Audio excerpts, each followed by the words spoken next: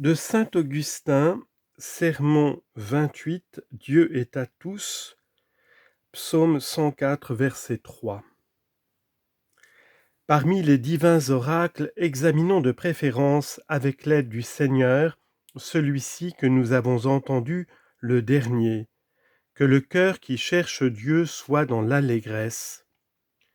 Ce qui rend opportune cette méditation, c'est que nous sommes encore à jeun, et notre cœur sera dans la joie pourvu que notre âme soit affamée.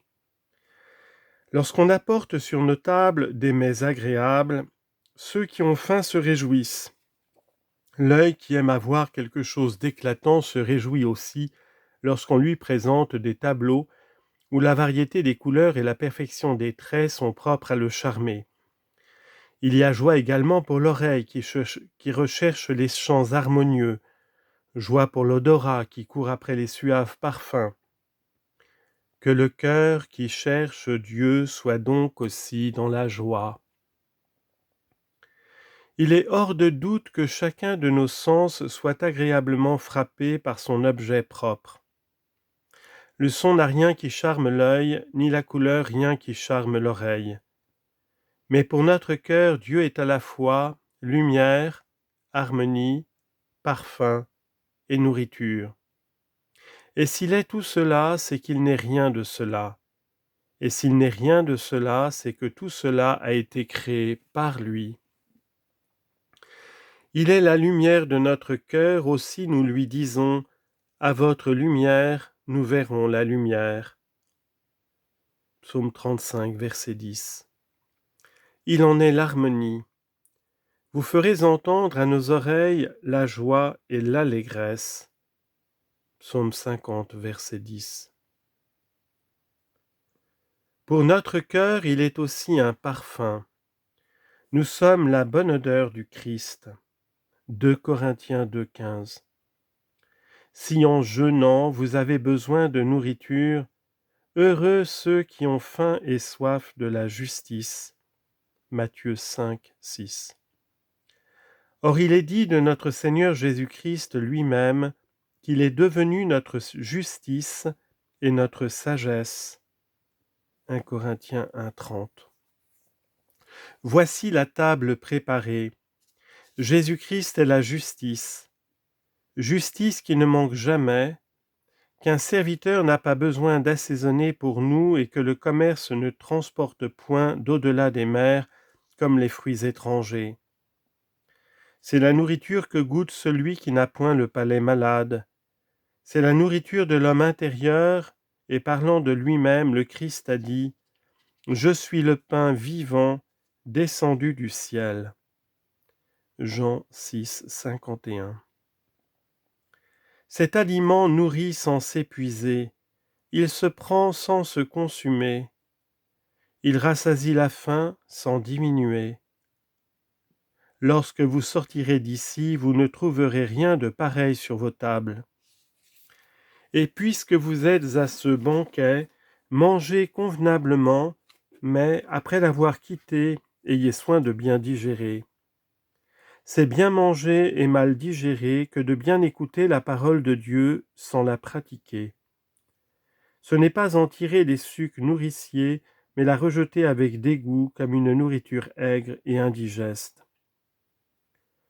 Ne vous étonnez point que nos cœurs mangent et se nourrissent sans rien noter à leurs aliments. Dieu n'a-t-il pas pour nos yeux une nourriture semblable ? La lumière, en effet, est l'aliment des yeux. Les yeux en vivent, et s'ils sont trop longtemps dans les ténèbres, ils périssent en quelque sorte pour avoir jeûné. On a vu des hommes perdre la vue en demeurant dans l'obscurité. Rien ne s'était glissé dans leurs yeux. Personne ne les avait frappés, aucune humeur étrangère n'y avait pénétré, ni poussière, ni fumée. Ces hommes sortirent de leur retraite et ils ne voyaient plus comme ils voyaient auparavant. Leurs yeux étaient morts de faim.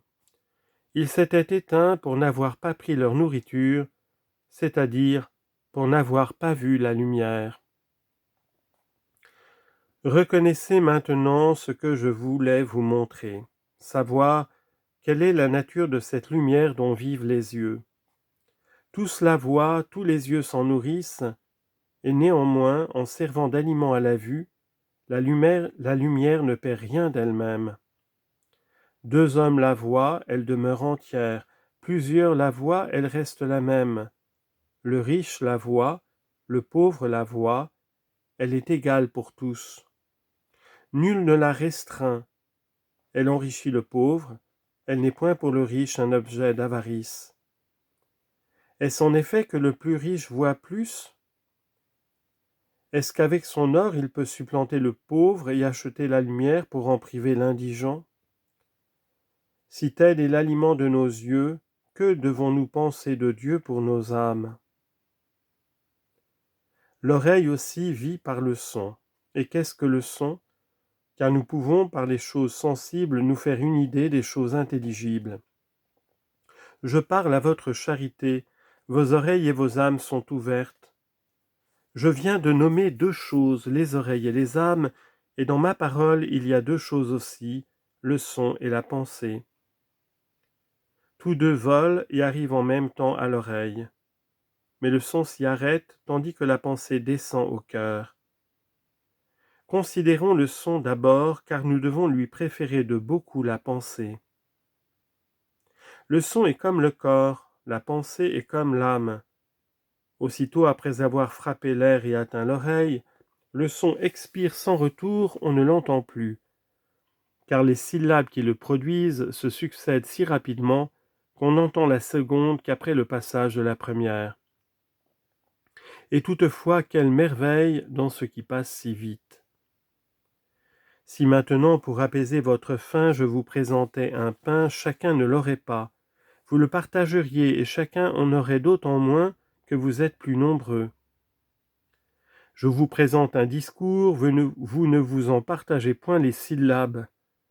Vous ne le rompez pas pour en distribuer un morceau à celui-ci, un morceau à celui-là, et pour donner à chacun une petite partie de ce que je dis. Tout est entendu par un, tout l'est par deux, tout l'est par plusieurs et par tous ceux qui sont venus ici. Pour tous, un discours suffit, et chacun l'a tout entier. Ton oreille veut l'écouter, l'oreille de ton voisin ne lui fait rien perdre. Si la parole qui n'est qu'un bruit produit cette merveille, que ne fait pas le Verbe tout-puissant? Notre voix est dans toutes les oreilles, chacun la possède tout entière. Il ne me faut pas autant de voix que vous avez d'oreilles, une seule voix suffit pour plusieurs oreilles, et sans se diviser, elle remplit chacune d'elles. Ainsi représentez-vous le Verbe de Dieu tout entier au ciel, tout entier sur la terre, tout entier avec les anges, dans le sein de son Père tout entier dans le sein de la Vierge, tout entier dans l'éternité, dans son corps tout entier dans les enfers lorsqu'il les visita, et tout entier au paradis lorsqu'il y conduisit le larron converti. Voilà pour le son. Et si je dis un mot de la pensée qui pourtant est bien inférieur au Verbe de Dieu, je produis un son, mais après l'avoir émis, je ne le retiens plus. Et si je veux me faire entendre encore, je produis un autre son, et après celui-ci un troisième, sans quoi ce sera le silence. Mais quand il s'agit de la pensée, je te la donne et je la garde en même temps. Tu tiens ce que tu as entendu et je ne perds pas ce que j'ai dit. Reconnaissez combien il est juste que se réjouisse le cœur qui cherche Dieu, car le Seigneur est lui-même la vérité maîtresse. Ainsi donc ma pensée reste dans mon esprit et va au tien sans le quitter. Mais pour te la transmettre, j'ai besoin d'une espèce de véhicule, c'est le son.